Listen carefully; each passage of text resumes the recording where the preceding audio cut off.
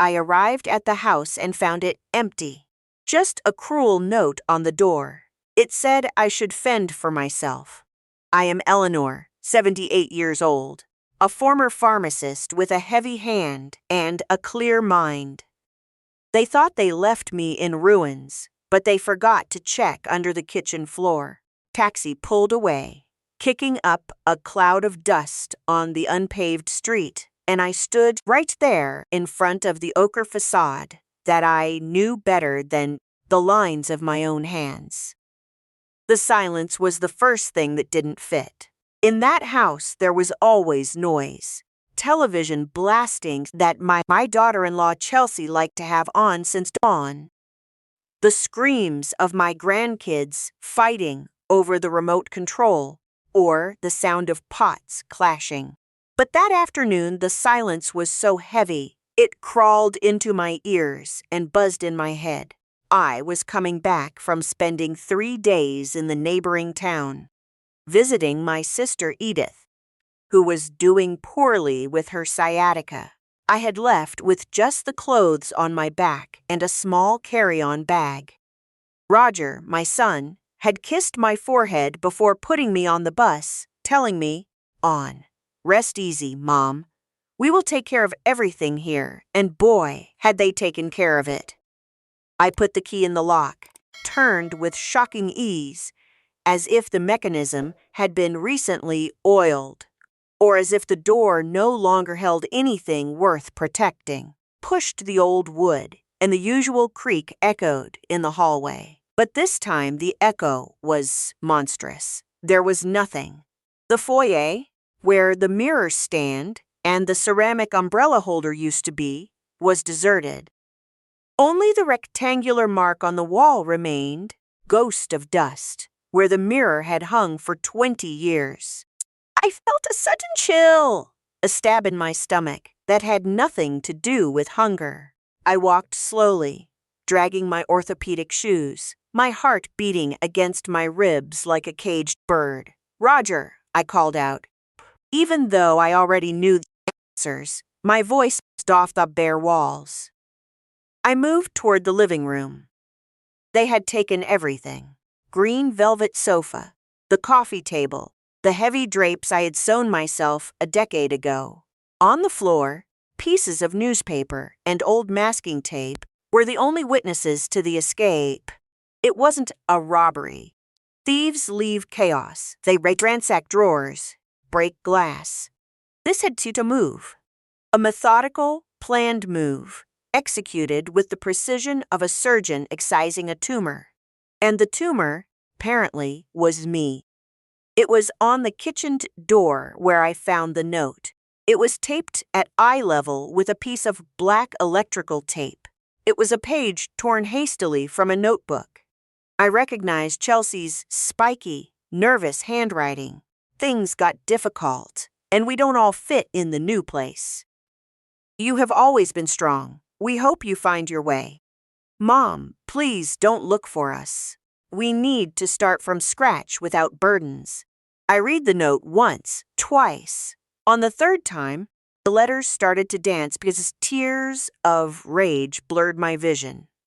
It wasn't sadness I felt. I swear to you on my mother's memory. It was a white, hot fury, the kind that crawls up your street and turns your ears red. Without burdens, that's what they called me, who gave them the roof they slept under. Me, who sold the downtown pharmacy, my beloved apothecary, to pay off Roger's gambling debts 15 years ago. Me, who took care of the kids when Chelsea said she was depressed and went shopping all day. I dropped to the kitchen floor because my legs could no longer hold me. The tiles were cold. I looked around. They had taken the stove, refrigerator, even the light bulbs from the fixtures.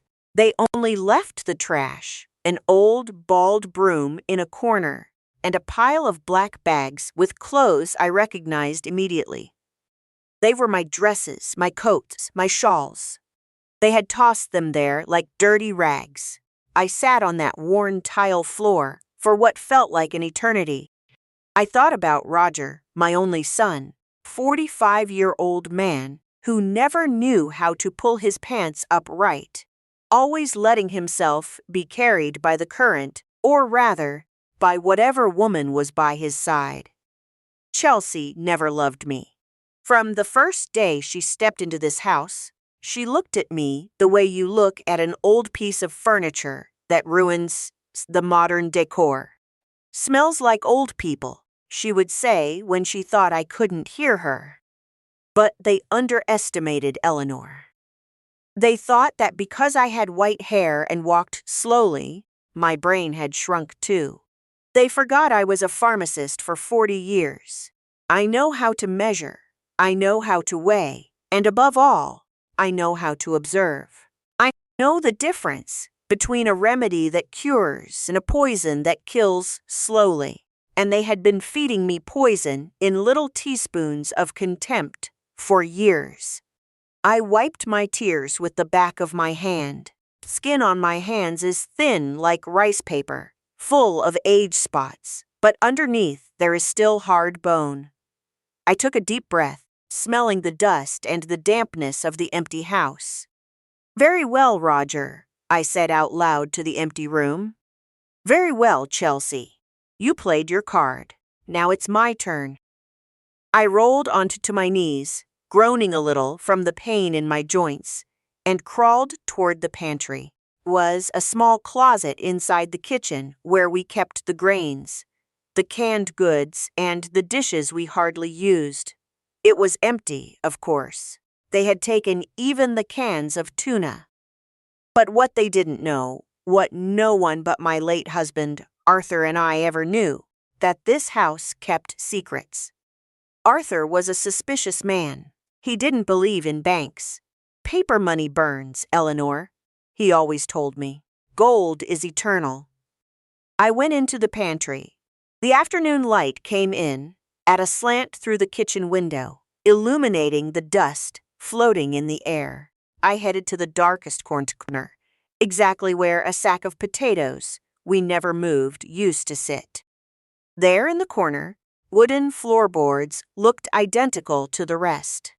Pine wood, darkened by the years, and a damp mop pulled the only blunt object I had from my purse, a small metal nail clipper and a steel file. It wasn't the ideal tool. Desperation sharpens ingenuity.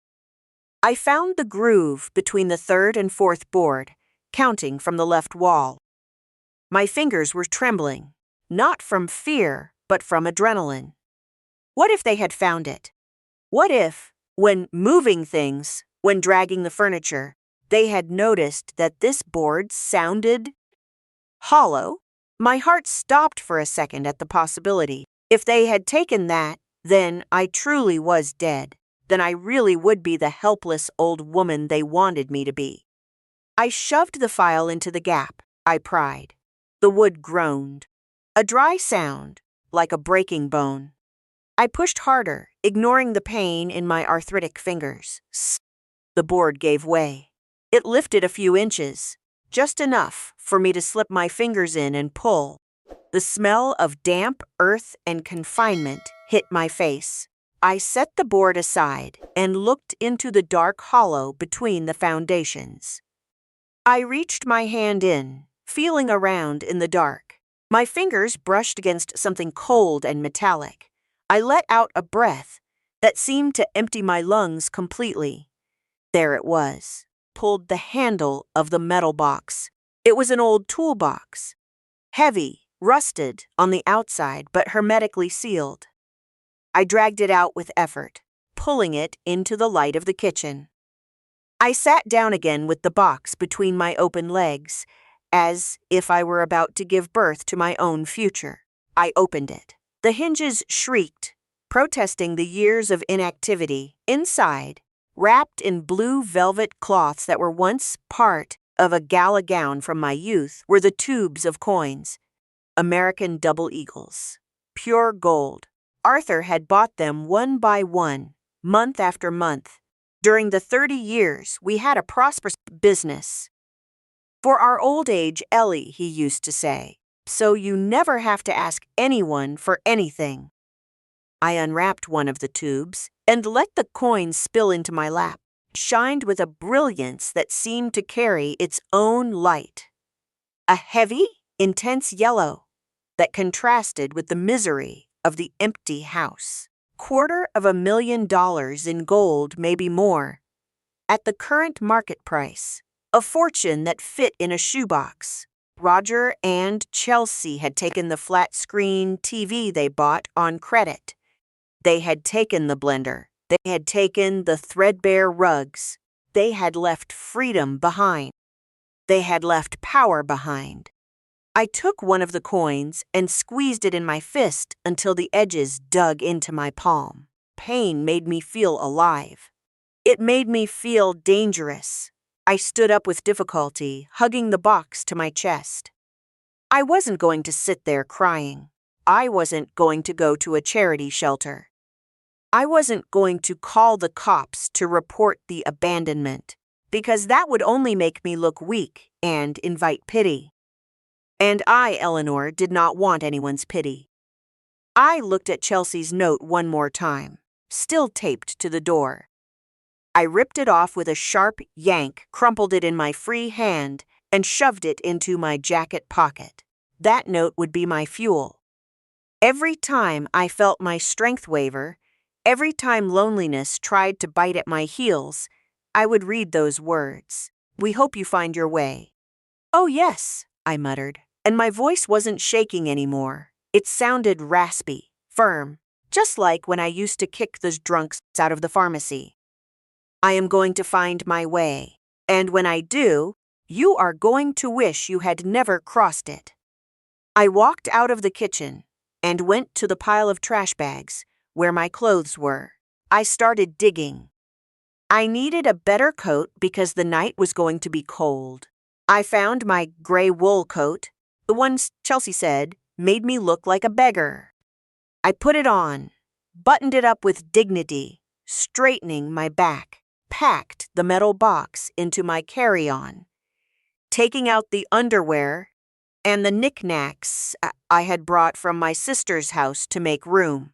Weight of the suitcase was substantial now, but I didn't care. It was a sweet weight. I walked toward the front door. Empty house no longer felt like a corpse to me, but a shell I had just hatched from. Before leaving, I paused at the threshold. I looked back into the dark interior. Goodbye, house, I said. You were good, but they poisoned you. I closed the door behind me. I didn't lock it. Why bother? There was nothing left inside worth stealing, and what was worth stealing was walking right out into the street with me. Afternoon was fading, and the streetlights were starting to flicker. I walked to the main avenue to find a cab. I wasn't going to my sister's house. She was a good woman, but she had a big mouth and would end up telling someone where I was. I needed to disappear to be reborn. A taxi pulled up. The driver, a young kid with the music blasting, looked at me in the rearview mirror. Where to, Grandma? The grandma part annoyed me, but I let it slide. I stroked the suitcase on my lap, feeling the outline of the metal box through the fabric. To the Sovereign Hotel, I said. The kid looked at me in surprise. The Sovereign was the most expensive and elegant hotel in the city, a place where foreign tourists and politicians stayed. Hey, lady, that place is really expensive. Are you sure? Are cheaper motels around here if you want. I stared him dead in the eyes through the rearview mirror. I lifted my chin and gave him a half smile, one that didn't reach my eyes, but showed I wasn't playing games. Young man, I didn't ask you for the price, I told him. I told you where we are going. Drive. The kid swallowed hard, nodded, and put the car in gear. As things passed, lights and shadows blurring in the twilight, I started running numbers in my head. Not just money numbers, time numbers. I was 78 years old. Maybe I had 5, 10, or 20 years left if I had the genetics of my Aunt Mildred, who made it to 100. I had enough time. Time to settle in, time to transform myself, and above all, time to prepare the lesson my son and his wife would never forget. They thought they were throwing me in the trash. They didn't know I was a seed. We arrived at the hotel. The doorman, a tall guy in an immaculate uniform, looked at me doubtfully when he saw my old suitcase and my tired appearance. But I walked straight to the reception desk with my head held high, striking the marble floor with my orthopedic shoes as if they were combat boots. "Good evening," I said to the receptionist, blonde girl who looked at me with the same condescension Chelsea used. "I need a suite for a month to start."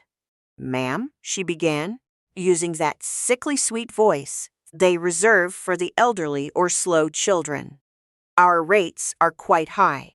We require a credit card or a cash deposit up front." I opened my handbag. I didn't pull out the gold. Of course, that would have been reckless. I pulled out a stack of bills I kept for medical emergencies in a secret coin purse. The little bit of my pensions I hadn't given to them were old bills, but legal tender nonetheless. I placed $200 bills on the counter. Enough for one night and a good tip. Tomorrow I will go to the bank to handle the currency exchange. I lied naturally. For now, take it out of this and have dinner sent up to my room. I want lobster and champagne. The girl's eyes went wide. The change in her attitude was immediate. Money has that magical effect of erasing wrinkles and straightening backs in the eyes of others.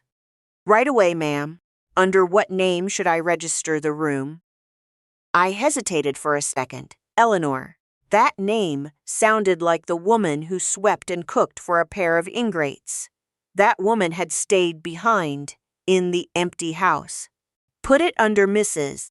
Montgomery," I said, using my maiden name, the one I hadn't used in 50 years, Eleanor Montgomery. As I rode up in the elevator with its golden mirrors and red carpet, I saw my reflection. I was disheveled. I had dark circles under my eyes. My coat was a bit too big, but my eyes were shining. They were shining with an intensity I hadn't seen in decades. Touched the pocket where the crumpled note was. "Find your way." "I already found it," I whispered as the elevator doors opened to a brightly lit, silent hallway. "And it is a path of gold." That night I slept in Egyptian cotton sheets with the metal box under my pillow like a loaded gun, dreaming not of the past, but of the exquisite revenge of living well. The sunlight filtered through the heavy burgundy velvet drapes, drawing a line of fire across the carpet. I woke up with a start, my heart galloping in my chest, blindly reaching for the peeling wall of my bedroom in my son's house. But my fingers only found soft sheets, kind that caress the skin instead of scraping it. It took me a few seconds to remember the Sovereign Hotel, the suite, the escape. First thing I did was slide my hand under the pillow. My fingers brushed the cold metal of the toolbox, and I let out the breath I didn't know I was holding. There was my life. There was my Arthur. I sat up in the bed, which was so big an entire family could have slept in it, and ordered breakfast. When the waiter came in pushing the cart with silver tableware and fresh coffee, he looked at me sideways. He was probably wondering what an old woman with messy hair and a worn flannel nightgown was doing in a room that cost more than he made in a month. I left a generous tip on the tray, a crumpled bill that I smoothed out with dignity. "Thank you, young man. Clear the plates in an hour. I do not want to be disturbed." When he left, I locked the door and threw the deadbolt. It was time to take inventory. Dumped the contents of the box onto the white duvet. The gold coins fell with a dull, heavy clink. a sound that no plastic card can imitate. Counted them again, one by one, stacking them in columns of 10, just like I used to do with the pills in the pharmacy's back room. Double eagles. Heavy, beautiful, with Lady Liberty looking at me with pride. I did the mental math quickly, adjusting for inflation and the market price I had heard on the radio days ago. It was a lot of money, a whole lot. But I had a problem. I couldn't go to the supermarket and pay for a gallon of milk with a pure gold coin. I needed liquidity, and I needed to be discreet. I got up and walked to the full-length mirror. What I saw made me want to cry. Eyes swallowed the tears because the time for crying had ended yesterday on the floor of that empty kitchen. The woman in the mirror was small, hunched, her white hair yellowed from the cheap shampoo Chelsea bought to save money. It hung sadly over her shoulders. Clothes were too big on me.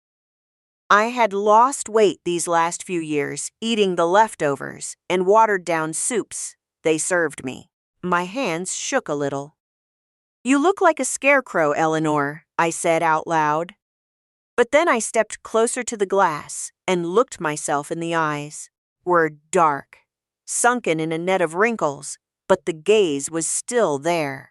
Gaze of the pharmacist who could spot a morphine addict from the front door of the shop. Gaze of the woman who had balanced the books of a business for 40 years without losing a single cent. Society has a secret that no one tells you until you turn 70. You become invisible. To the world, an older woman is a nuisance, piece of furniture, or at best, a sweet little grandma who bakes cookies and doesn't understand anything. You cease to be a person with desires, intelligence, with malice. You become part of the scenery. Chelsea and Roger had banked on that invisibility, thought I would dissolve into thin air without their charity. "We are going to use that to our advantage," I muttered, running a finger over my sagging cheek. "If they want to see a harmless old woman, that is exactly what they will see until it's too late." I took a boiling hot shower, using the hotel's scented soaps. I scrubbed my skin until it was red, washing away the smell of confinement and sadness. I put on my best dress, the black one I wore to church, even though it was missing a button and the hem was coming undone. I packed 3 gold coins into my coin purse, wrapped tightly in handkerchiefs. The rest went back into the box. The box went into the room safe, which I locked using my late husband's birth date as the combination. I left the hotel with my cane and my purse. The morning sun hot my face, but this time I didn't feel helpless. I felt like a hunter. I took a cab to the historic downtown district, to Jewelers Row. I knew where to go. To the big stores with sheen display windows and security guards at the door. I was looking for the Sapphire Arcade, a narrow alleyway where the old shops smelled like wood polish and deals closed with a handshake. I walked into Trust Jewelers. The name was ironic, coarse. The owner, a bald man with magnifying glasses hanging around his neck, didn't even look up from his newspaper when I walked in. "Good morning," I said with a trembling voice, faking more frailty than I actually had. "We don't buy costume jewelry, lady," replied without looking at me, turning a page. I stepped up to the counter, leaned on my cane, and pulled out one of the handkerchiefs. I untied the fabric slowly, with clumsy movements, letting the silence grow thick. When the gold coin gleamed against the scratched glass of the counter, the man slammed his newspaper down. His eyes widened behind the thick lenses. Excuse me, ma'am. I didn't see clearly." His tone changed instantly. It became oily, overly sweet. "Let me take a look at that." He took the coin and placed it on his digital scale. He examined it with a loupe. I didn't take my eyes off him. I knew scales. I knew how they could be rigged with a simple tilt of the table, or a poorly calibrated weight. "It's a nice piece, yes," he said, trying to sound disinterested. "But the market is down today. Gold fluctuates a lot. I can give you $1,500 for it. I'm doing you a favor because I can see you need the help."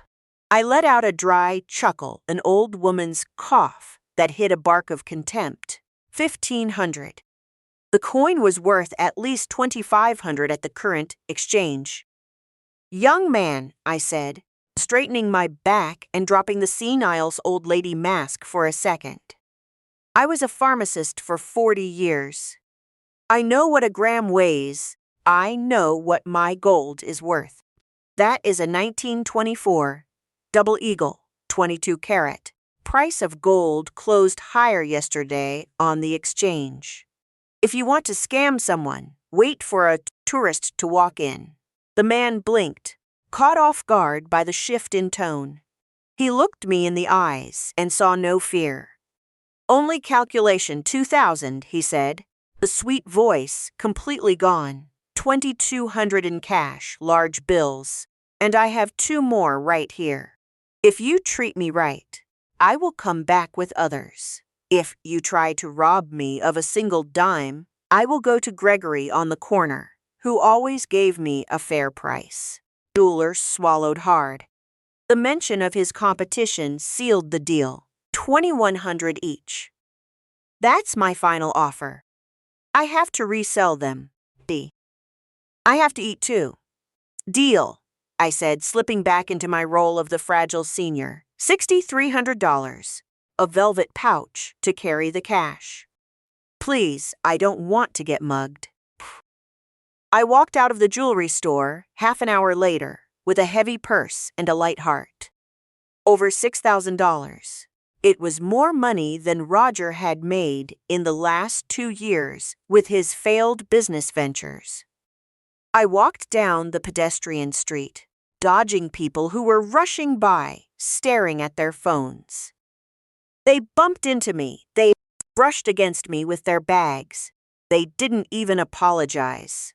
To them, I was just an obstacle on the sidewalk, a slow old woman standing in the way of progress. I stopped in front of a display window. Preston. It was an elegant boutique, the kind where they don't put price tags on the clothes, because if you have to ask, you can't afford it. It was a charcoal gray wool, tailored suit, classic cut, impeccable, and a camel-colored coat that screamed authority. The 2 salesgirls, young women painted up like dolls, were chatting at the counter. They saw me walk in, and their eyes swept over my old clothes, my worn-out orthopedic shoes. They went back to their conversation without even greeting me. "Excuse me," I said. "We'll be right with you," one said without looking up from her phone. I walked over to the gray suit. I touched the fabric. "Ma'am, please don't touch if you aren't going to buy. The fabric is delicate," the other one yelled at me from across the rooms. I smiled. It was time. Pulled the stack of bills from my purse. Not all of it, just enough for them to see the thickness, the color of the high-denomination bills. I started counting them absent-mindedly, like someone checking off a grocery list. The silence in the store was absolute. The 2 girls froze solid. Sound of crisp bills rustling was the only language they understood perfectly. "Oh, I am so sorry, ma'ams," said the one who had yelled at me, rushing over with a fake smile plastered to her face. "We didn't recognize you. Are you looking for something in particular? We have some gorgeous sets that just arrived from Italy." I looked at her coldly, sliding imaginary glasses down my nose. "I want that suit and the coat in the window, and I need silks blouses. None of that cheap polyester. And I want to try on some comfortable shoes, made of good leather." Of course, of course." Please step into the private fitting room. We'll bring you some mineral water. Or would you prefer coffee? Water is fine, and I want you to call a cab for when I'm done. I spent the next 3 hours transforming myself. When I looked in the fitting room mirror wearing the gray suit, the ivory silk blouse, and the new coat, Eleanor, the victim, was gone. Standing in front of me was Eleanor Montgomery, the matriarch. The cut of the clothes hid my tired posture and gave me a regal bearing. I paid in cash, enjoying the almost religious reverence with which they counted the money. I left my old clothes in a bag, telling them to donate them. Is everything to your liking, Mrs. Montgomery? The girl asked, walking me to the door where the cab was waiting. Excellent, I replied. And sweetheart, a piece of advice. Never judge a book by its wrinkled cover. Sometimes the pages inside are made of gold. I got into the cab feeling powerful, but the clothes were just the disguise. Now I needed the weapon. I went back to the hotel and asked them to bring up a phone book and a loaner laptop from the business center. I sat at the mahogany desk in the suite. I had to find them, not to beg them, not to ask for explanations. I had to find them so I knew exactly where to strike. Roger wasn't smart, and neither was Chelsea. They were cruel. Yes, cruelty is usually the tool of fools. They had surely left tracks. I opened the laptop. My fingers, though clumsy from arthritis, remembered how to type. We had modernized the pharmacy system years ago, and I was the first to learn it. I searched social media. Chelsea was addicted to posting her life online, showing off things she didn't have. I searched her name. Chelsea the Divine. Private profile. Damn it. I searched for my grandkids. The oldest, Tyler, 15 years old. Public profile. There it was. A photo uploaded 6 hours ago. You could see an electric blue painted wall. And, in the background, through a window, a very distinct water tower with red and white stripes. I smiled. I knew that tower. It was the Oak Creek subdivision on the other side of town. A new neighborhood of prefab houses that look pretty on the outside, but have paper-thin walls. They had moved to the Nouveau Riche area, which was actually the newly in-depth area. I jotted down the landmark in a leather-bound notebook I had bought in the hotel lobby. I have the money, I have the visual, I have the location. But I wasn't going to go there yet. No, revenge is a dish best served cold. I had the patience of someone who had waited a lifetime. I needed more information. I needed to know who owned that new house, how much rent they were paying, where Roger was working now. I picked up the room phone and dialed a number I knew by heart. Former customer of the pharmacy, a man who used to be a cop and now worked as a private investigator. A man I had spotted insulin for his mother for years and who owed me favors. Yeah, a gravelly voice answered. Sullivan, it's Eleanor, the pharmacist. There was silence on the other end. Miss Ellie, wow, I haven't seen you in a long time. How can I help you? Are you sick? No, Sullivan. I'm better than ever. But I need your services. I need you to find out everything about a family that just moved into Oak Creek. Debts, contracts, vices, schedules, all of it. That costs money, Miss Ellie, and it takes time. Money is not an issue, I said with a firm voice. And time, well, I have all the time in the world. I want you to be my eyes and my ears. I want to know when they breathe and when they cough. Understood? Who is the target? I took a deep breath. Saying my son's name as a target left a bitter taste in my mouth, like bile. I remembered the note on the door. Without burdens, Roger Miller, and his wife, Chelsea. Your son's Miss Ellie? Sullivan asked, his voice full of confusion. My son died the day he left me dumped in an empty house. Sullivan, this man is just a debtor. I am going to collect the debt. I hung up the phone, walked over to the window, and looked at the city lights starting to turn on. Below, cars looked like glowing ants. I felt giant. I felt dangerous. The invisibility of old age was my cloak. The gold was my sword, and my family. My family was going to learn that a mother is either respected or she is feared. I poured myself a glass of wine from the minibar, toasted my reflection in the window pane. "Cheers, Eleanor," I whispered. "The game is just beginning." Sullivan felt so out of place in the Sovereign Hotel. Sweet that he didn't even dare lean his backer keys against the Italian leather sofa. He held his crumpled hat in his hands and looked around as if expecting security to burst in and kick him out at any moment.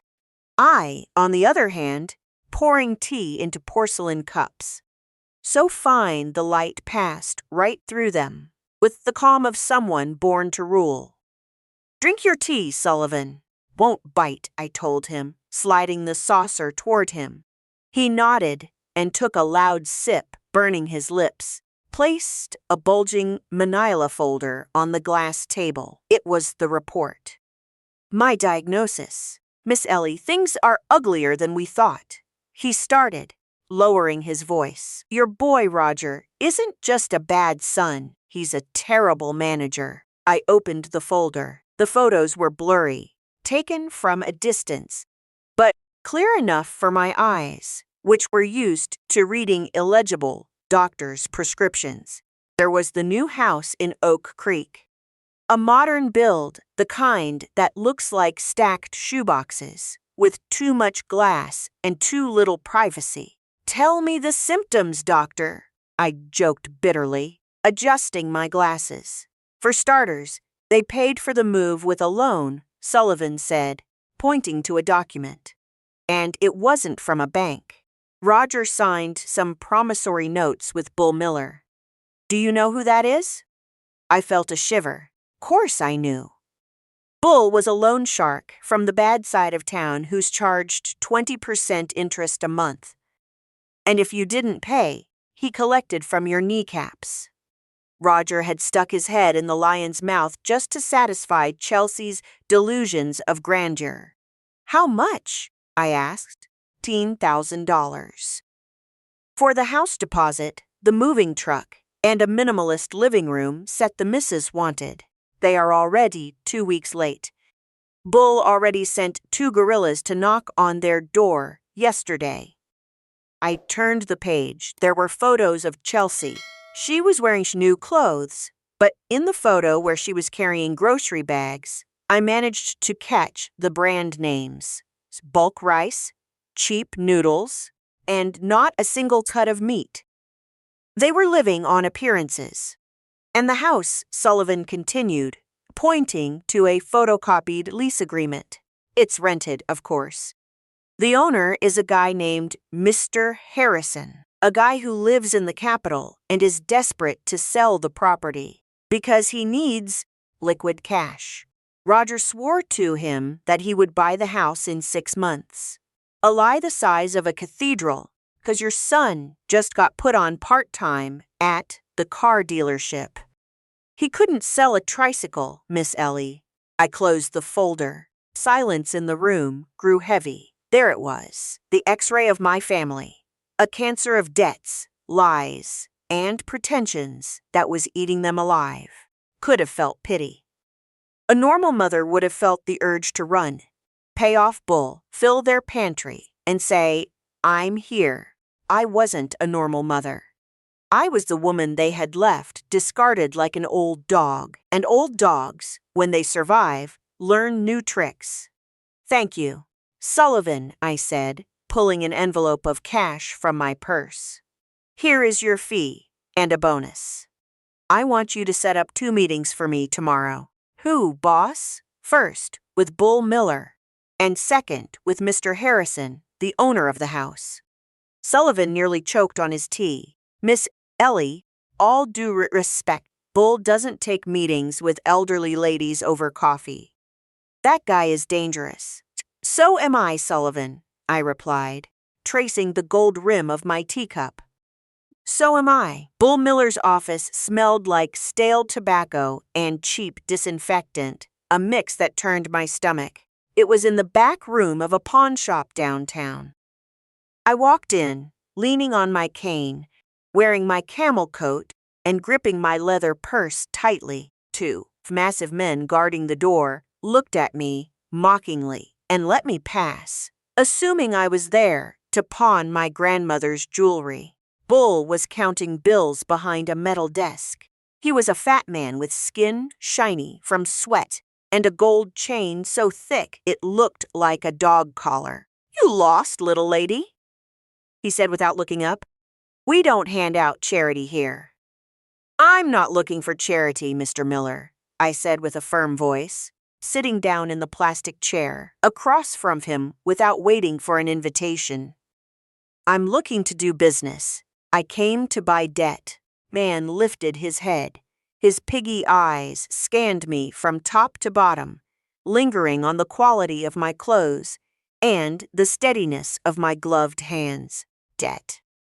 Roger Miller's. I know he owes you 15 grand plus interest, and I know you don't have the patience to collect from a starving loser who doesn't have a pot to piss in." Bull let out a laugh that made his double chin jiggle. "That idiot." "Yeah, I'm about to send him a physical reminder." "What are you to him?" "His rich grandmother.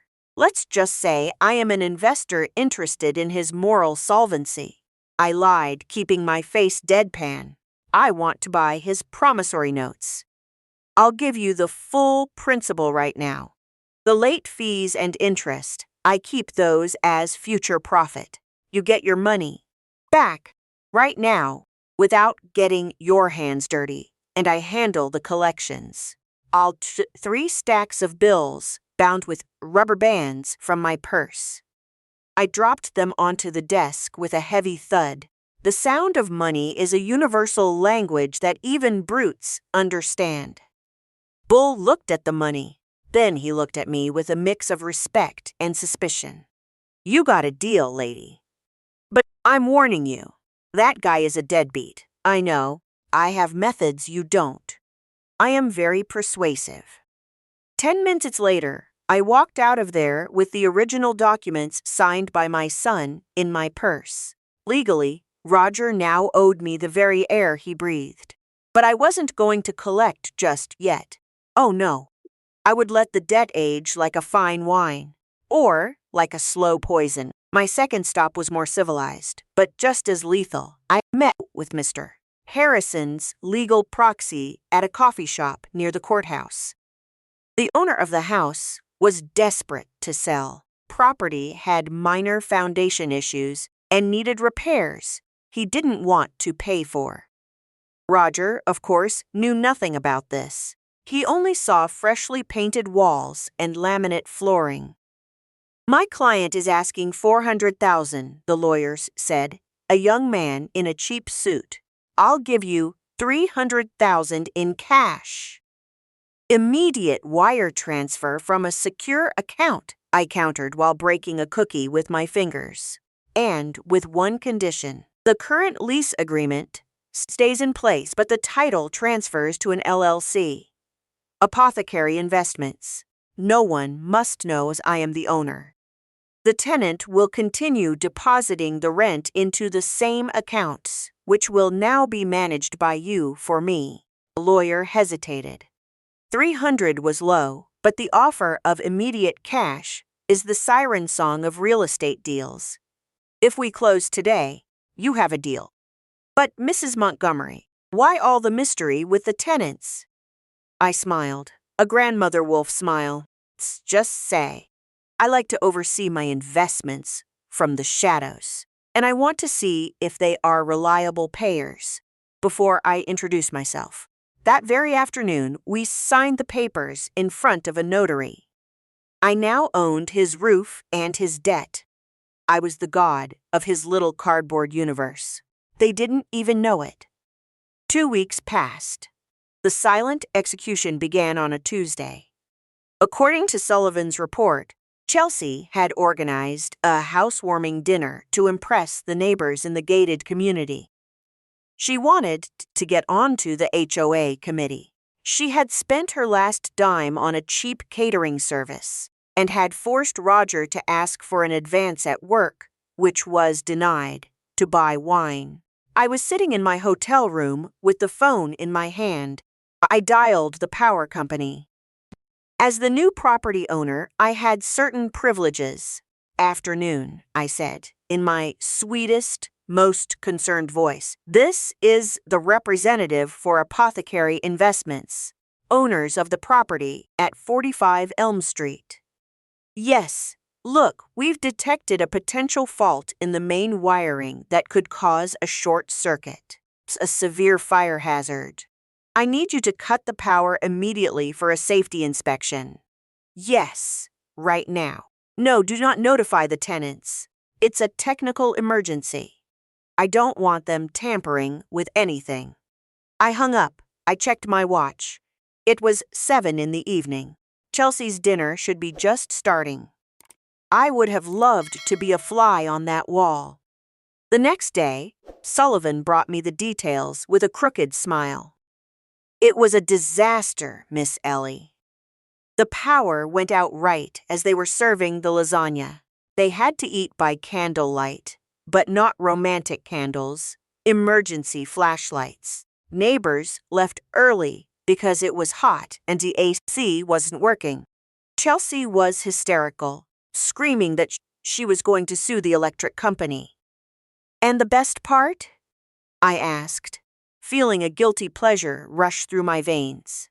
Roger tried to call the landlord, that Harrison's guy, to complain. But the number was disconnected. Lawyer sent him an email saying the property had changed hands and any complaints had to be submitted in writing to the P.O. Box of Apothecary Investments. And did they write? Yes, right here. It's this letter. Sullivan handed me a crumpled sheet. Roger's handwriting was shaky. He demanded. He threatened. He played the victim. He said they paid a fortune and deserved respect. I laughed. It was the first time I had genuinely laughed in a long time. And what do we do now, boss? I stood up and walked to the window. Below, the city continued its frantic rhythm. Powerful. Yeah, but I also felt a strange hollow in my chest. I was playing with them like a cat with injured mice. Was this justice? Yes. They had condemned me to darkness and hunger. I was merely giving them a dose of their own medicine. Now, Sullivan, we tightened the financial screws, pulled Bull Miller's promissory notes from my safe. Take these to one of those aggressive collection agencies. I want them to start calling Roger at work at all hours. Tell him his debt has been sold, and we demand immediate payment or asset seizure. Asset seizure? But the assets are yours, Miss Ellie. You own the house. Exactly. But not the furniture. That minimalist living room set, the giant TV, stereo, all of that can be seized. I want them to feel the walls closing in. I want Roger to break into a cold sweat every time the phone rings. Chelsea? For Chelsea, I have something special. I pulled a small business card from my purse. It was from the exclusive fabrics store where I had bought my new dresses. Chelsea fancies herself a seamstress and designer. She used to criticize my mending. She had an eye for fashion. That's right. I found out she's trying to sell clothes online to make some cash. She buys cheap rags and sews fake designer tags onto them. I want you to place a huge order with her. Evening gowns. Tell her you're a middleman for a boutique. Get her excited. Make her spend money she doesn't have on materials. And then, when she has everything ready, you cancel the order. You vanish. Leave her with the merchandise and the debt from the fabrics. Sullivan looked at me with a respect that bordered on fear. You don't play around, Miss Ellie. Those are acts of war. They declared war the day they taped that note to my doorstep. Sullivan. I am just finishing the battle. That night, I dreamed of my old pharmacy. I dreamed I was compounding a master formula. I weighed the ingredients with millimeter precision. Pinch of fear, 2 sous of uncertainty, an ounce of despair, all mixed in the mortar of loneliness. I woke up before dawn. I felt strong. My arthritis pain seemed to have faded, as if the adrenaline of revenge were the best painkiller. I went to the desk and opened the ledger I had started keeping. In the asset column was my gold, my security. In the liability column was the dignity they had stolen from me. So there was still a long way to go to balance the scales. Mid-morning, my phone rang. It was the lawyer for the shell company I had created. Mrs. Montgomery, we have a problem. Or an opportunity, depending on how you look at it. Tell me. Your tenant, Mr. Miller, just called the management office. He says he can't pay the full rent this month. He's asking for an extension. He says his mother is very sick and he's had heavy medical expenses. I squeezed the receiver until my knuckles turned white. Using me as an excuse for his failures when he didn't even know if I was dead or alive. Roger's audacity had no limits. Lying about the mother he abandoned to garner pity from a faceless landlord. The white-hot fury crawled up my spine again, fast and burning. Not a single day of extension, I said with an icy voice. Tell him the contract is strict. If he doesn't pay by the 5th, the eviction process begins. Tell him something else. Tell him the owner of the company is a very strict older woman who despises liars. Understood. Do you want us to proceed with the eviction notice if he misses the payment? Draft the paperwork, but don't it yet. I want him to suffer the anticipation. The fear of the blow hurts more than the blow itself. I hung up. I looked in the mirror. Woman staring back at me was no longer the sweet, little old lady. Her lips were a tight line. Her gaze hardened. I was turning into something new, something forged in the fire of resentment. I grabbed my purse. I was going to take a walk. I wanted to walk past the car dealership where Roger worked. I wanted to watch him from the sidewalk across the street.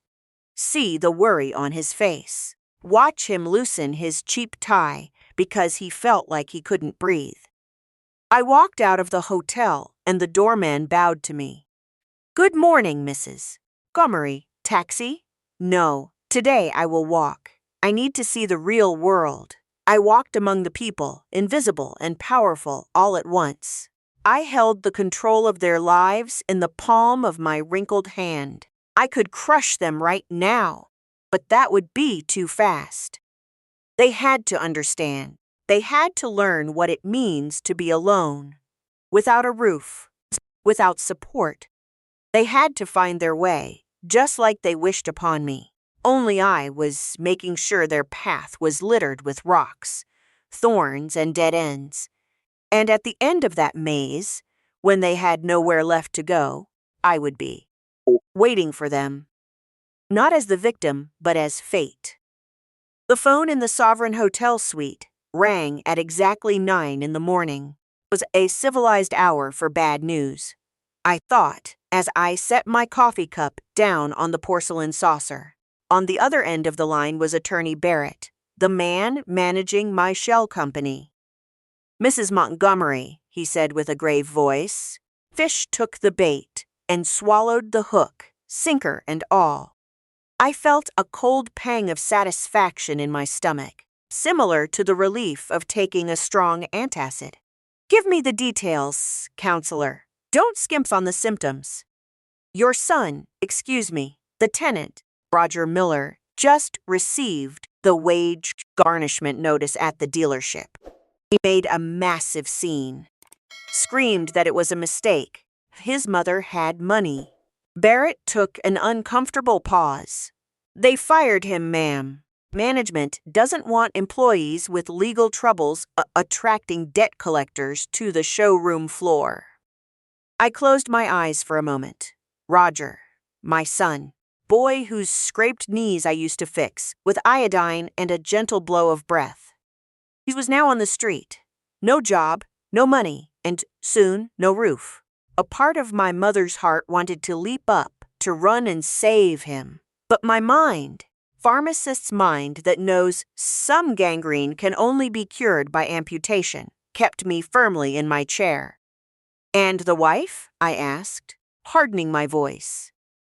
Chelsea is having a meltdown. The Phantom Fabric supplier is demanding payment for the materials she already cut and ruined, buying her dresses.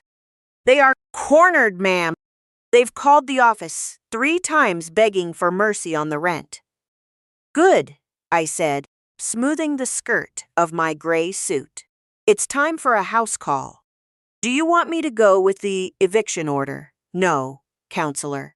I want you to tell them that the property owner, the president of Apothecary Investments, personally inspect the premises before signing the eviction notice. Tell them it's their one and only chance to negotiate. Schedule them for 5 in the afternoon. Make sure they are both there. And the kids? Make sure the kids are not there. Don't want my grandkids to watch their parents fall apart. Understood? Shall I pick you up? No. I will take my own transportation. I'll meet you there.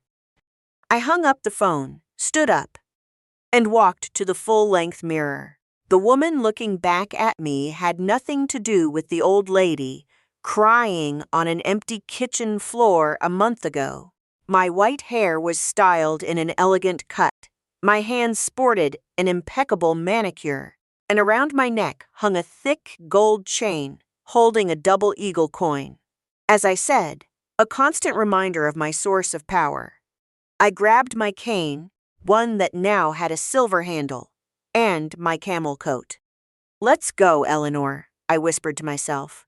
Today you are going to teach the most expensive lesson of their lives. The car I hired wasn't just any cab. I requested the hotel's executive service. Black town car, sleek and silent as a panther. The driver opened the door for me, and I settled into the leather seat, letting the air conditioning dry the cold sweat on my palms. Because I was nervous. Not afraid of them, but afraid of my own reaction. Would I break down seeing them cry? Or would I enjoy their pain a little too much? The drive toward the Oak Creek subdivisions was like traveling between 2 worlds. We left the tree-lined avenues and glass, high rises behind, and entered the dusty streets of the new development. All the houses were identical, and the trees were barely dried twigs staked into the sidewalk. As we rounded the corner of Elms Street, I saw the house. Number 45. The electric blue paint that my grandson, Tyler's loved so much already looked dull under the unforgiving afternoon sun. There was a strange silence on the block, as if the neighbors knew a tragedy was brewing right there. The car stopped in front of the door. Attorney Barrett was already waiting, standing next to his sedan with a briefcase under his arm. He saw me arrive and hurried to open my door. Mrs.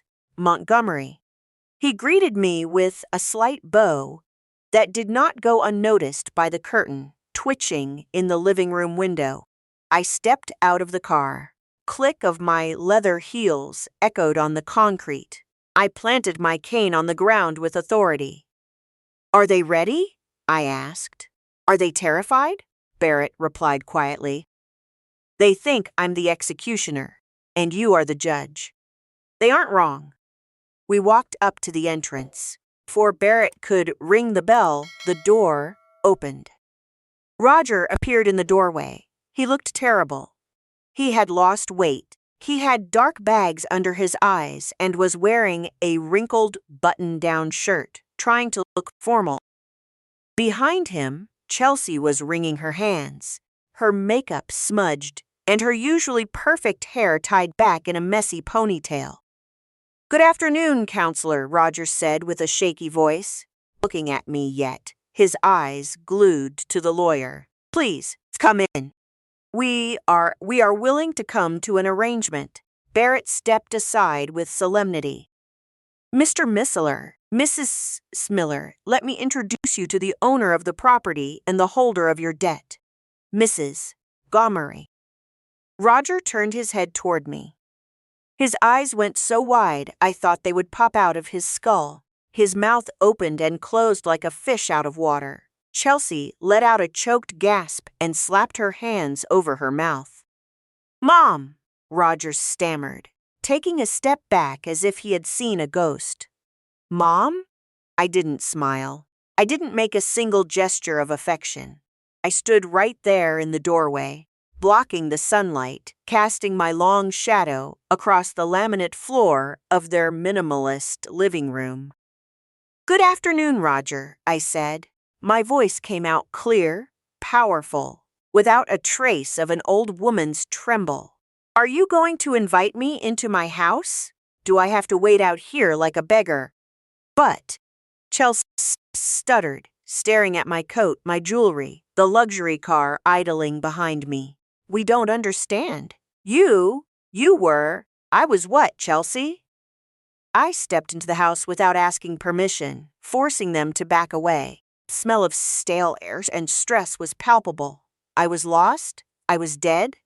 I was finding my way. I walked over to the sofa, that gray, modern piece of furniture they had bought with the loan shark's money. And I sat right in the middle of it, like a queen on her throne. I rested my hands on the silver handle of my cane and stared them down. "Sit," I ordered. They obeyed instantly, collapsing into 2 dining chairs across from me like scolded children in the principal's office. "Mom, for God's sake, what is all this?" Roger tried to pull himself together, but the sweat on his forehead gave him away. "The lawyer said the owner was coming." "Apothecary Investments. I am Apothecary Investments." I cut him off cold. "I am the owner of this house, Roger. I bought the property a month ago, when your old landlord was desperate to sell, and I am also the owner of the promissory notes you signed with Bull Miller. I bought your debt." The silence that followed was absolute. I could hear the hum of the refrigerator in the kitchen. Roger turned pale, almost green. Chelsea looked at me with a mix of horror and calculation, her eyes scanning my expensive clothes, trying to do the math. "It can't be," Chelsea whispered. "You didn't have any money. You sold the pharmacy years ago. You spent it all. You were a burden." I slammed my cane into the floor. The sound cracked like a gunshot. "Watch your mouth, girl," I snapped. "The only burdens here have been you two. For years, you sucked my blood, my energy, and my savings. When you thought I had nothing left, you threw me in the trash like an old piece of furniture." I leaned forward, locking eyes with my son. "Do you remember the note, Roger? We hope you find your way." Well, Mom found it. Turns out, my path was paved with exactly what you two were too stupid to see. "What are you talking about?" he asked, his voice cracking. "The old house. House you left empty. You took the drapes, the light bulbs, even the garbage. But you never looked down. You never had the curiosity or the respect for the past to know what your father and I built." I reached into my purse and pulled out one of the double eagles. I tossed it onto the glass coffee table. The gold coin spun on its edge, gleaming with a hypnotic flash, making a pure, metallic ringing sound that echoed off the cheap walls of the house. Both of their eyes locked onto the coin. "Gold," Roger whispered. "That's real." 50 of those, Roger. 50 gold double eagles. Your father hid under the floorboards in the pantry." I was sitting right on top of them while you made me feel useless. I was sitting right on top of them the day you left me alone. Chelsea made an instinctive move to touch the coin, but I was faster. Pinned her hand down with the tip of my cane. She snatched her fingers back like she'd been burned. "Do not touch," I said. "That is not yours. Was never yours." Roger put his hands on his head, pulling at his hair. He started to cry, an ugly, noisy, desperate cry of too late regret. "Mom, forgive me. We didn't know what to do. We were desperate. The debts were drowning us. We thought you would be better off with your sister. She would take care of you." "Bullshit!" I yelled, and my voice rattled the windows. "Stop lying. You told me to fend for myself. Didn't even give me the address. And the worst part, Roger, the part I will never forgive you for, is what you did 2 weeks ago." Roger looked up, confused through his tears. "What?" "You used my name. You told the property manager you couldn't pay rent because your mother was deathly ill, killed me, and made me sick whenever it suited you. You used me as an excuse for your own incompetence while I was alive, healthy, watching your every move." Roger dropped his head. Defeated, he had no defense. The shame was a heavy cloak over his shoulders. "And now what?" Chelsea asked, her voice barely a thread. "Are you going to throw us out on the street? Is that what you want? Revenge?" I leaned back into the sofa, covering my regal air. I looked around the pretentious house, utterly devoid of love. "I could do it," I said calmly. "I have the signed eviction order right there in the lawyer's briefcase. I have your past due notes. I could take your furniture, your car, and leave you on the curb with your trash bags exactly like you did to me. It would be poetic justice, wouldn't you agree?" No one answered. Only Roger's ragged breathing broke the quiet. "But," I continued, dragging the word out, "unlike you two, I do not forget that blood is blood, and I am not going to let my grandchildren, Tyler and little Chloe's, sleep under a bridge because of their parents' sheer incompetence." I saw a flash of hope in Chelsea's eyes. Grave mistake. "Don't get confused, Chelsea. This isn't charity. This is a restructuring." I gestured to Attorney Barrett. He pulled a legal document from his briefcase and set it on the table next to the gold coin. "These are the new terms," I said. "First, you stay in the house, but no longer as tenants in control of your destiny. The lease agreement is canceled. As of today, you live here under a conditional use agreement." "What does that mean?" Roger asked. "It means I am lending you the house, but I hold the keys. I can walk in whenever I please, and if I see a single dirty dish, a single bottle of booze, or hear a single shouting match, you are gone." They nodded, speechless. "Second, the debt. The 15 grand plus interest you owe Bull Miller. You now owe it to me, and you are going to pay me back every single penny." "But, Mom, I got fired," Roger whimpered. "I know. I had you fired," I admitted without blinking. Roger stared at me in horror, but I kept going. "That job was garbage, and you were mediocre at it anyway. Tomorrow morning, you report to the warehouse at Main Street Pharmacy downtown. I spoke to the owner, an old friend. They need a stock boy and someone to scrub the shelves. You are going to start from the bottom, Roger. You are going to sweat. And 70% of your paycheck will go directly into my account to pay off your debt." Roger opened his mouth to protest, to say he was a sales manager, not a stock boy, but my glare shut him up. He knew he had no choice, and you, Chelsea? I turned to her. She trembled. "Designer fantasies and the dinner parties are over.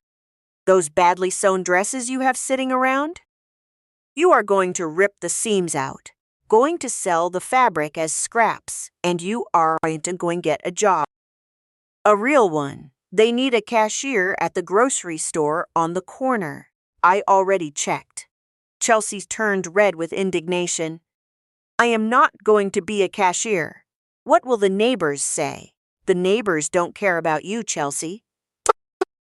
And if you don't like it, the door is wide open. You can leave right now by yourself. My grandkids stay under my supervision, and Roger stays here working to pay me back. You decide.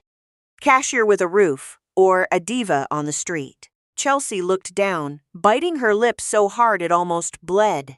She gave a tiny nod. Third, I said, standing up from the sofa. My knees popped a little. I didn't let it show. I want to see my grandchildren every single weekend. They will come have lunch with me at the hotel or wherever I choose.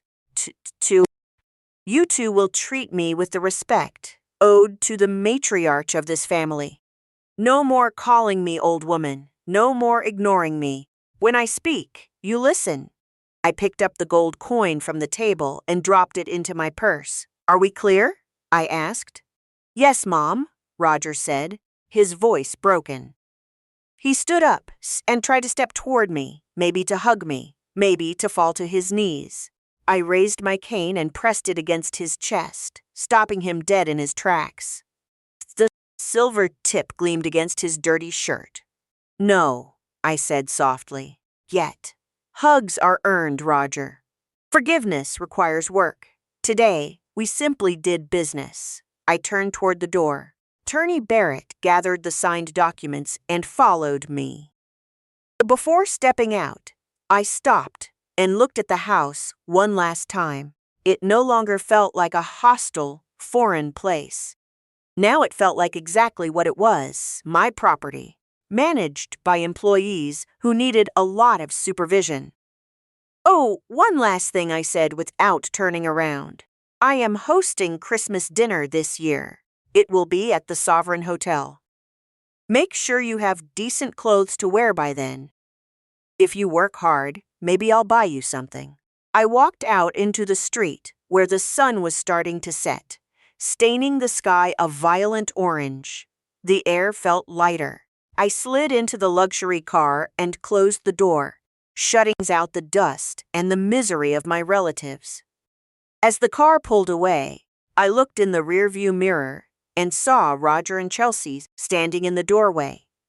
Small, shrunken, watching me drive off. They were no longer the cruel giants who dominated my life. They were just two lost people who had just collided with reality. I pulled my ledger from my purse. On today's page, I wrote with my fountain pen, moral debt partially settled, total control. I stroked the double eagle hanging from my neck. The metal was warm against my skin. Revenge, I discovered, wasn't a dish best served cold. It was a dish best served hot, nutritious, and on a gold platter. But only for the person brave enough to sit at the head of the table. To the hotel, please, I told the driver, and put on some upbeat music. Today, I celebrate my rebirth. The car glided through the streets, taking me back to my ivory tower. While behind me in that electric blue house, the real education of my family had just begun. 6 months have passed since I decided to stop being the old piece of furniture and become the owner of the chessboard. December arrived with that dry cold that sinks into your bones. But this time didn't find me shivering under a threadbare blanket in someone else's house. Found me on the terrace of the presidential suite at the Sovereign Hotel, wrapped in a cashmere shawl that cost more than Roger made in a month during his best years. Watching the Christmas lights decorate the city below, air smelled of pine and roasted chestnuts.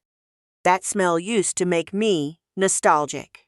It made me think of my late Arthur and the dinners I used to cook for a family that didn't deserve me. Now, the smell of Christmas smells like victory, like a positive balance sheet. I adjusted my glasses and checked my wristwatch.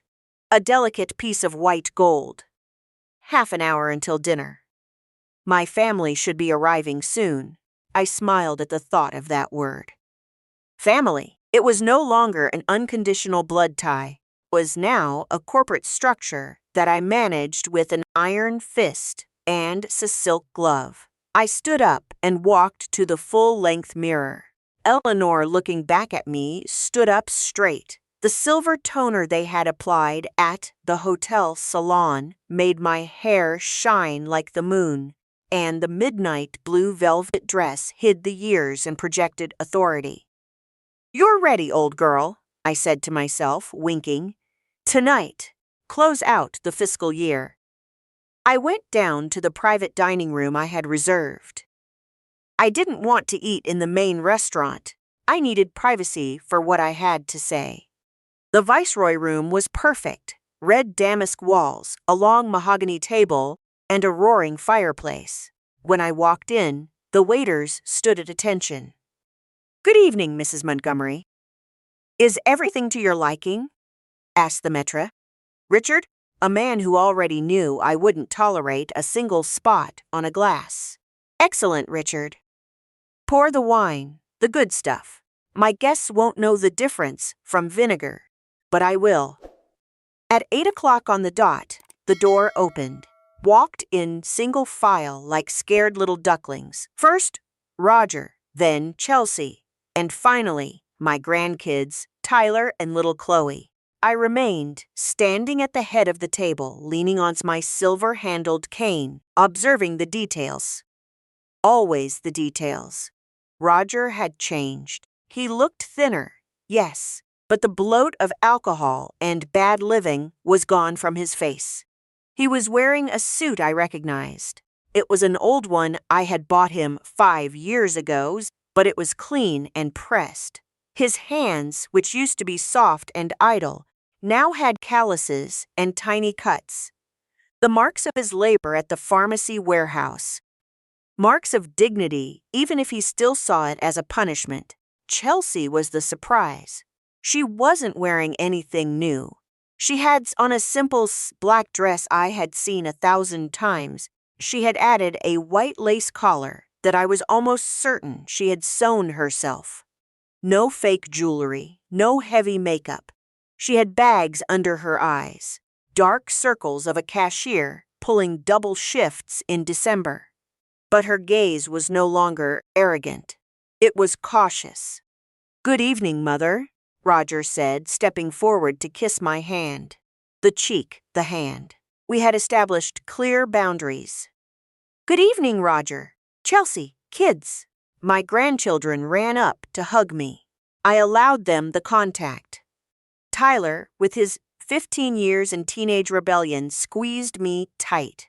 Chloe threw her arms around my neck. "Grandma, you smell so good," the little girl exclaimed. "I smell like success, my darling," I whispered in her ear. "Sit down. We have a lot to celebrate." The dinner progressed with a strange formality. At first, only sound was the clinking of silver cutlery against porcelain. Roger and Chelsea ate eagerly, but politely, terrified that one wrong move would make me pull their plates away. "How is the work at the warehouse, son?" I asked as I cut into my filet mignon. Roger wiped his mouth with his linen napkin before answering. "Hard, Mom. Year-end inventory is brutal. I had to haul boxes of cough syrup all day. Mr. Martinez says I'm slow, but that I keep things organized." I nodded in approval. Martinez was my friend. He didn't hand out free compliments to anyone. Order is the foundation of wealth, Roger. If you can organize boxes, you can organize your life. Payments? Right on time, Mrs. Montgomery Chelsea chimed in, looking down at her plate. 70% of his check and 50% of mine were deposited into your account yesterday. I brought the receipts. She pulled a small envelope from her purse and placed it on the table, sliding it towards me between the candelabras. I took it without opening it. I trust the bank, Chelsea, but I am glad to see you have learned discipline. And you? How is the cash register treating you? Chelsea sighed, and for a second I saw the vain woman try to peek out, but she pushed her back down. It's exhausting. People are rude, yell at you. If the price is wrong, they throw money at you.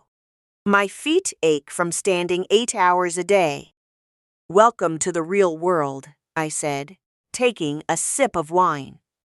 That's exactly how I felt behind the pharmacy counter for 40 years, so I could pay for your whims. People are rude, yes. The money you earn with those aching feet is worth more than any handout I could ever give you. There was a tense silence, but it wasn't hostile. It was the silence of learning. When dessert arrived, a Yule log drizzled in chocolate, I decided it was time for the final reveal. I gave a signal, and the waiters stepped out, pulling the double doors shut. Very well, I said, placing my hands flat on the table. We have reached the end of a turbulent year. You tried to get rid of me. I rebuilt myself. Now the accounts are settled. But a family, or what's left of one, isn't run entirely on ledgers. I pulled 4 gift boxes from under my chair. They weren't big, didn't have extravagant bows. For you, Tyler. I handed him a flat box. The boy opened it. Inside was a savings account passbook in his name, and a small gold coin, a fractional double eagle. Grandma, this is real gold, he said, eyes wide. It's your future, Tyler. That account holds a college fund. I am the trustee until you turn 18, but the gold is yours. I want you to hold it. Feel its weight. I want you to understand that money isn't paper you blow on designer sneakers. Money is security. It is freedom. Don't be like your father. Be like your grandfather, Arthur. Roger lowered his head in shame, but he didn't say a word. He knew I was right. For you, Chloe. I handed the little girl a box containing a set of professional watercolors and sable hairbrushes. I've seen your drawings at school. You have talent. Don't let anyone tell you art is useless, but don't let anyone pay your way either. Paint your own world, my girl. I looked at the couple sitting across from me. The tension in the room spiked. Roger, Chelsea, there is no gold for you, not yet. Gold is earned, not inherited by divine right. I handed them 2 envelopes. Roger opened his. It was a legal document. He read it, frowning. Then he looked at me in disbelief. A life insurance policy. A life insurance policy's in my name, I corrected, where you 2 are the beneficiaries, with a trust clause. If I die tomorrow, you don't see a single dime in cash. Money goes to an administrator who will pay for the kids' education and issue a modest monthly stipend for you, so long as you maintain steady employment. You're protecting us from ourselves, Roger muttered. For the first time in years, I saw admiration in his eyes. Not just fears. Someone had to do it. Since I failed to teach you that when you were a boy, I am teaching it to you now that you are a grown man. Chelsea opened her envelope. Inside was a brochure and a payment receipt. Advanced Tailoring and Industrial Pattern Making course, she read aloud. I saw the collar on your dress, Chelsea. You have skilled hands, even if you've only used them for idleness. Stop sewing fake tags onto cheap clothes. Learn how to make real garments.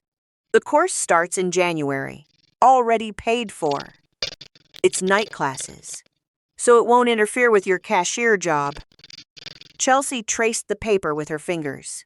Her eyes filled with tears, and this time they were real tears. Thank you, Eleanor, she said, her voice cracking. No one has ever invested in me. They only ever gave me money to keep me quiet or to look pretty. Beauty fades, child. A trade stays with you. I leaned back in my chair, feeling a sweet exhaustion wash over me. I had achieved the impossible. I hadn't just reclaimed my fortune and my dignity. I had reclaimed something much harder. I had straightened out the crooked tree of my family. I had to beat reality into them to do it. Yes, but they were stern straight. Now listen to me very carefully, I said, hardening my voice one last time. Just because we are eating dinner here does not mean the debt is forgiven. Tomorrow, Roger, you go back to hauling boxes. Tomorrow, Chelsea, Boo, you go back to the register. The house is still mine, and I still hold the keys. But if you keep this up, if you prove you are made of the right material, maybe, just maybe, next year we can talk about becoming partners instead of employees. Roger stood up, walked around the table, and stopped beside me. He placed a hand on my shoulder, his rough, calloused hand. Thank you, Mom, for not letting us find our way into the abyss. Thank you for forcing us to walk yours. I patted his hand. It was the only gesture of affection I allowed myself. Sit down and eat. The chocolate is melting. Dinner ended with timid laughter and stories about the kids' school. For the first time in decades, I didn't feel like the old piece of furniture in the corner. I was the center of gravity. I was the sun around which these wayward planets revolved. When they left, I stayed in the dining room alone for a moment. The waiters began to clear the table. I walked over to the window, pulled the velvet pouch from my purse, the one where I kept my lucky coin. The first double eagle I pulled out of that rusted toolbox. I held it up to the moonlight. I thought about the cruel note they had left on the door. We hope you find your way, Mom. That sentence, meant to be my death warrant, had become my treasure map. I had found my way, yes, but I had also discovered something far more important. Old age isn't the end of the road, not unless you decide to sit down and wait for death. I had decided to stand up. I had decided to fight. And in that fight, I realized my 78 years weren't a burden. They were my armor. Arthur's gold gave me financial power. True, it was my cunning, my years behind the pharmacy counter, my ability to measure the exact doses of punishment and reward that gave me real power. I walked out of the room and across the hotel lobby. The pianist was playing a soft MIDI. Guests greeted me with respect as I passed. Good evening, Mrs. Montgomery. Good evening. I went up to my suite, took off my orthopedic shoes, and sank my feet into the Persian rug, poured myself a small glass of anisette, just the way my husband used to like it. I sat in the armchair facing the floor-to-ceiling window. Below, the city kept up its frantic pace, full of people rushing, buying, going into debt, living on appearances. Out there, somewhere in the new subdivisions, my son and daughter-in-law were sleeping, exhausted, worrying about waking up early for work. They were alive, were learning, and I was fulfilled. I looked at my reflection in the dark glass of the window. I no longer saw an old woman. I saw a matriarch. I saw a woman who had turned abandonment into an empire and loneliness into sovereignty. I raised my glass to my own reflection. Cheers, Eleanor, I whispered. The climb was brutal, but the view from the top is unbeatable. I drank the anisette in one gulp, feeling the heat travel down my throat, comforting and strong. Tomorrow, I would go to the bank to review the returns on my investments. Day after that, maybe I would buy that commercial storefront I saw downtown. Turn it into a fabric shop and let Chelsea manage it. She finished her course. I had plans. I had a future. I set the glass on the table and turned off the light, leaving only the glow of the city and the comforting weight of the gold in my memory.